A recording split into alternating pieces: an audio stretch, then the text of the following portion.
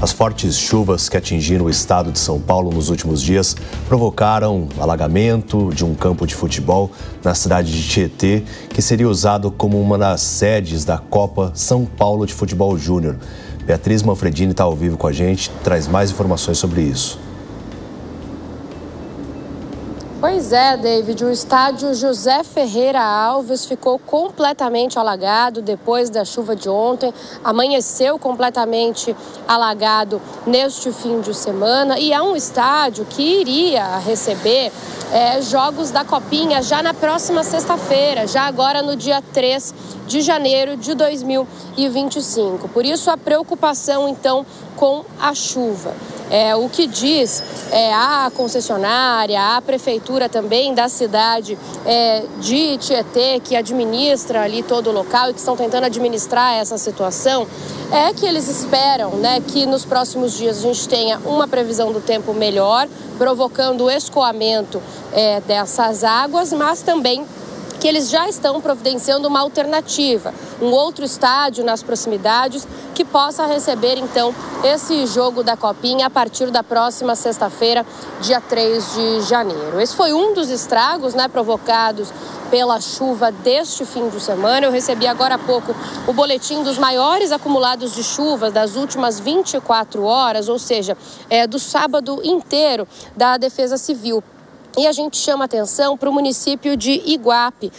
Lá foi registrado o maior volume de chuva no sábado, foram 127 milímetros. Depois nós temos Ilha Comprida, Guaratinguetá, Juquitiba também com volumes, mas bem menores, já na casa de 50 milímetros, 30 milímetros. O destaque foi mesmo para Iguape, com 127 milímetros. A Defesa Civil do Estado de São Paulo até emitiu uma nota sobre a situação em Iguape. Isso porque ocorreu o rompimento de uma galeria de águas pluviais, mas que felizmente não deixou feridos e que já tem situação controlada. Neste domingo até voltou a chover logo de manhã na região, mas não causou nenhum tipo de estrago. Tem alguns chamados pontuais de quedas de árvore, entre outros, mas o rompimento desse curso ali de águas pluviais não causou, felizmente, nenhum outro tipo de transtorno maior para a cidade ou para a população. A gente também destaca uma ação da Defesa Civil em Santa Isabel, aqui na região metropolitana de São Paulo. Em Santa Isabel, os deslizamentos de terra deixaram 40 pessoas desalojadas, 40 pessoas que moravam em 15 residências. Ocorreu então ali um desabamento, um deslizamento de terra. A Defesa Civil precisou, junto com o Instituto de Pesquisas Técnicas, o IPT, fazer uma vistoria no local e aí eles avaliaram 9 pontos críticos. Disso, então, eles tiraram que 15 residências precisavam ser interditadas porque tinham risco de colapso, riscos estruturais. Então, tem 40 pessoas desalojadas por lá, agora sendo atendidas aí pelos órgãos, pela prefeitura, pelo governo, enfim, até que essa situação se normalize ou não, que eles tenham mesmo que deixar o local para valer. Normalmente, ainda tem outras avaliações de risco ao longo aí do tempo. Hoje nós temos um dia melhor, não só na capital, como em grande parte do estado. A gente tem sol, tem céu azul, mas pode ter chuva, pode ter áreas de instabilidade, mas chuvas menos volumosas. Então a notícia é melhor para a população depois de uma semana de chuvas muito fortes e que, como a gente viu agora, causou aí diversos estragos por todo o estado. David. Exatamente, Beatriz Manfredini, direto ao vivo, de São Paulo. Muito obrigado pelas suas informações por enquanto. Daqui a pouquinho a gente volta a se falar. Bom, e para fazer um balanço aí sobre os estragos causados pelas fortes chuvas, a gente recebe o capitão Roberto Farina, diretor de comunicação da Defesa Civil de São Paulo. Bom dia, capitão, seja bem-vindo ao Jornal da Manhã. Bom dia, Patrícia, bom dia, David, prazer falar com vocês mais uma vez. Bom, capitão, as chuvas são inevitáveis, principalmente nessa época do ano aqui em São Paulo, mas como que a Defesa Civil tem estruturado o trabalho dela para diminuir esses impactos que ela traz para a população todos os anos? Com certeza, Patrícia. Nós tivemos nessa semana do Natal um fenômeno relacionado principalmente à zona de convergência do Atlântico Sul, conhecido como Corredor de Umidade Amazônico. Então, ali nós tivemos a influência do efeito do Laninha, que já está atuando principalmente lá no Oceano Pacífico, trazendo chuvas para todo o continente relacionado ao continente sul e também ao Brasil. Em especial, na região sudeste, essa zona de convergência, ela traz uma umidade que vem da Amazônia, descendo uma espécie de corredor. Esse corredor, ele atuou muito aqui em São Paulo, principalmente nas divisas entre Minas Gerais e Rio de Janeiro. Então, as regiões de Campinas, as regiões agora do Vale do Paraíba, a região metropolitana de São Paulo, foram muito afetadas. Nós tivemos também, Patrícia, a sobrecarga e extravasamento de diversos rios. Então, o sistema hidrológico daqui do estado de São Paulo, ele esteve em diversos momentos em alerta, além também dos riscos geológicos, que a gente fala que é aquele risco de deslizamento de terra. Você mostra imagens de uma ocorrência que aconteceu em Taubaté. Taubaté, nós tivemos muita chuva no decorrer da semana e, infelizmente, uma casa onde tinham 6 pessoas acabou tendo um deslizamento de terra.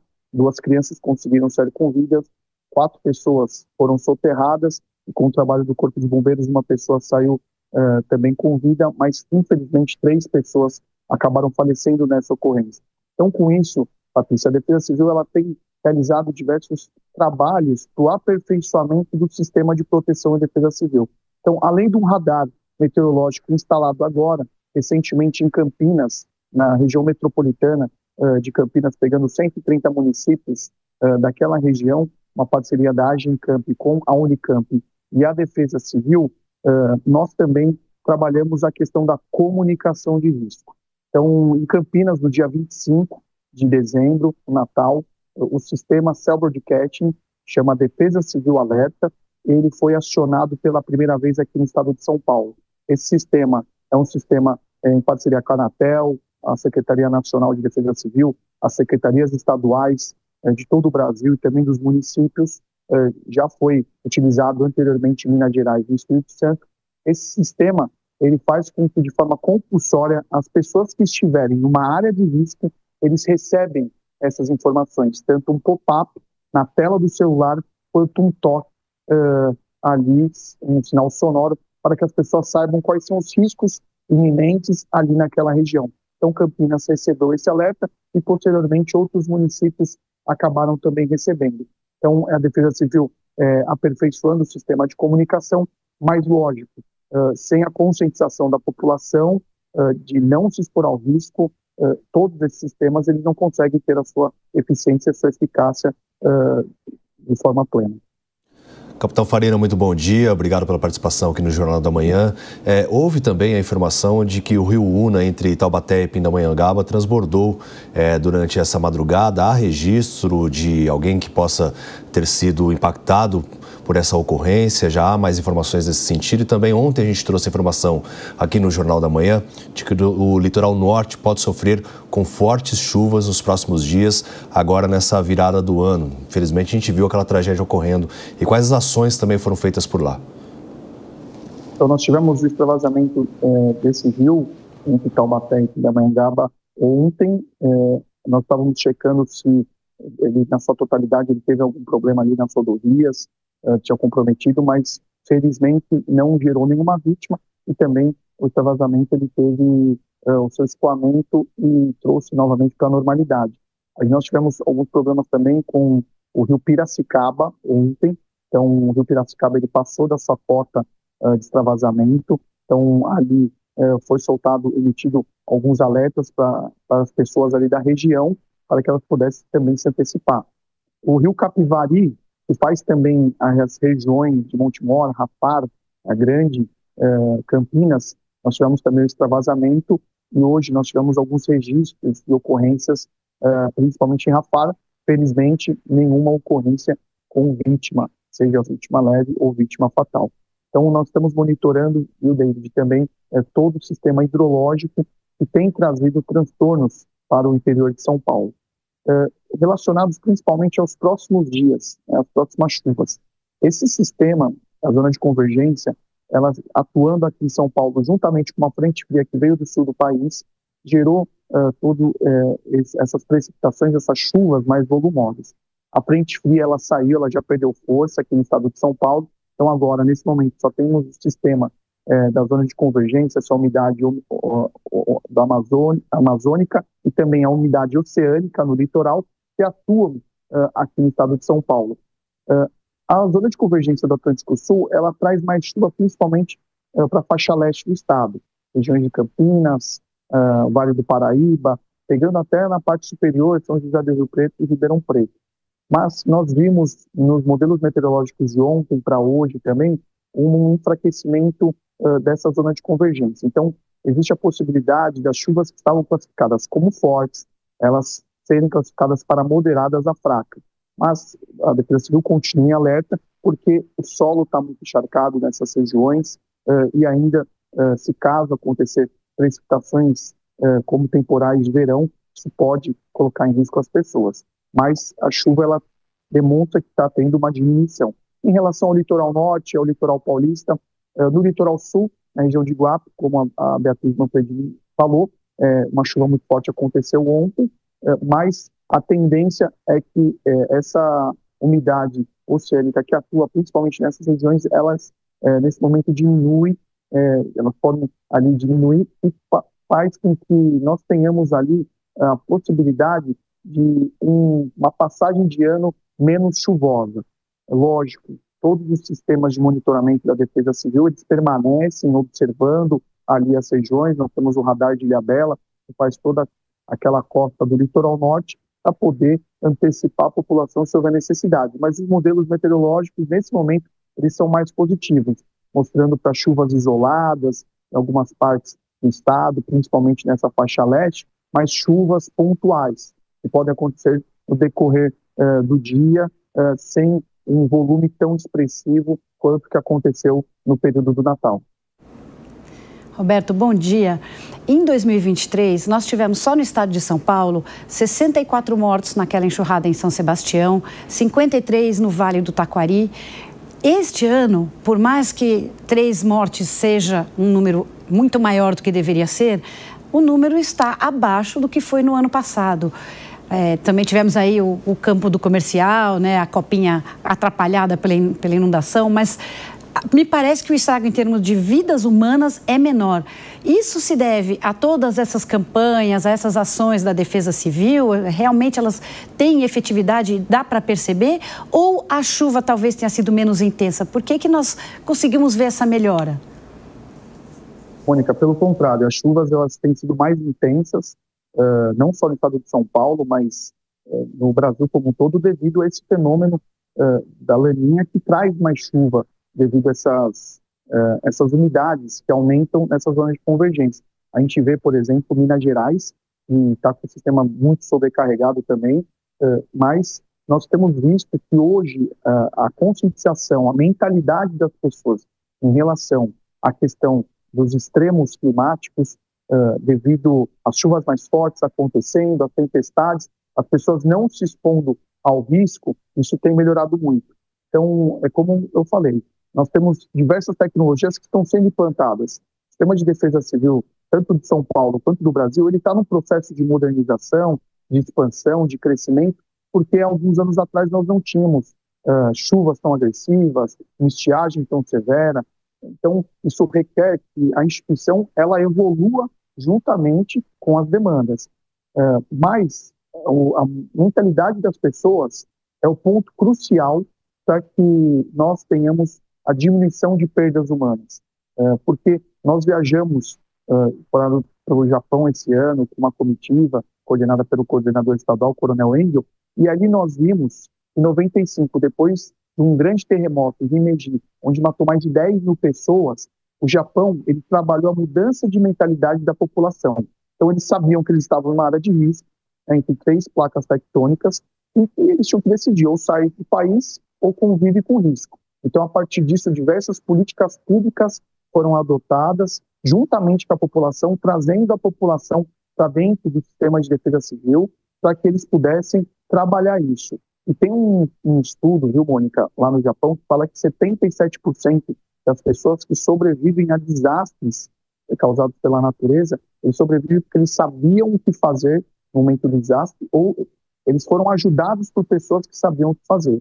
Então, esse é o trabalho que a Defesa Civil tem agora, 2024, no início de 2025 e daqui por diante, que é a mudança de mentalidade das pessoas em relação à não exposição ao risco, a percepção de risco, porque prevenção é o ponto fundamental para não perder vidas.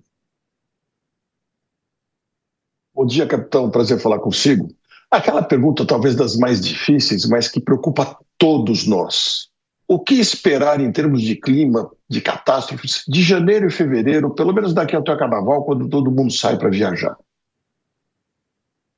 Diogo, nós estamos com os modelos mostrando que tem possibilidade de bastante chuva, e a maior preocupação que nós temos são 4 riscos. Nós temos os riscos geológicos, são os riscos de deslizamento, os riscos meteorológicos, são aquelas chuvas fortes, trazendo rajadas de vento fortes que podem derrubar árvores, gerar esses transtornos, e também pontos de alagamentos e enxurradas. Nós temos os riscos hidrológicos, que são os de inundações, fazendo com que diversas áreas sejam inundadas acima da cota do rio, parecido com o que aconteceu no Rio Grande do Sul, e os riscos oceanográficos, a questão da ressaca ou ondas mais elevadas. Então, esses 4 riscos eles são analisados o tempo todo pela Defesa Civil. Então, tendo a possibilidade de chuvas mais volumosas, um período mais chuvoso a partir de janeiro até março, existe sim uma preocupação da Defesa Civil relacionados principalmente aos 3 riscos geológicos, meteorológicos e hidrológicos. O que nós vimos nessa semana do Natal, basicamente, influenciou ali os 2 riscos, o geológico de deslizamento e o risco hidrológico de inundações e enxurradas. Por isso que a Defesa Civil também emitiu esse alerta. É importante, viu, Diogo, frisar que mesmo com o monitoramento, com a comunicação de risco, a Defesa Civil ela segue observando os modelos meteorológicos para tentar antecipar a população mais rápido possível também. Capitão Farina, em relação também a esse período, né, a gente vê muitas pessoas se arriscando, por mais que sejam feitos alertas, como por exemplo, o exemplo que a gente viu essa semana com as chuvas fortes, motociclista tentando passar por avenida alagada. Na praia também a gente já viu episódios de pessoas que estão ali para curtir, claro, principalmente nessa reta final do ano, passagem de ano, as praias ficam lotadas, mas às vezes o tempo está com nebulosidade. Quais as recomendações para essas pessoas? Com certeza, David. Nós vimos no sábado anterior, né, ocorrências graves envolvendo enxurradas. Então, são 3 causas principais de mortes por chuva. A primeira causa principal é deslizamento de terra, que acaba levando muitas pessoas, felizmente. A segunda causa está relacionada principalmente a enxurradas. E a terceira causa é quedas de árvores e muros. Então, muitas pessoas acabam morrendo por enxurrada. E enxurrada está relacionado muito à percepção do risco. É aquele momento que a pessoa fala, puxa, acho que dá para passar, acho que eu vou arriscar, estou atrasado. Isso pode gerar um risco muito grande para as pessoas. Nós vimos também, agora no Natal, diversos carros tentaram ultrapassar a área de alagamento, perderam ali, de alguma forma, uma questão mecânica, o carro ele parou, uma questão elétrica. Então é importante que as pessoas não tentem ali ultrapassar áreas de alagamento, não tentem ultrapassar áreas de enxurrada, porque é muito perigoso. Para as pessoas que estão agora descansando, seja nas praias, seja no interior, é importante que elas sempre se previnam no momento da chuva. As chuvas podem vir acompanhadas de raios também, então se a pessoa estiver ali, seja na faixa de areia ou no descampado, é importante buscar um local seguro, um abrigo, um local, uma edificação ali que tenha, né, um telhado ou algo nesse sentido, para não ter essa exposição ao risco. Também em relação, principalmente aos deslocamentos nas rodovias.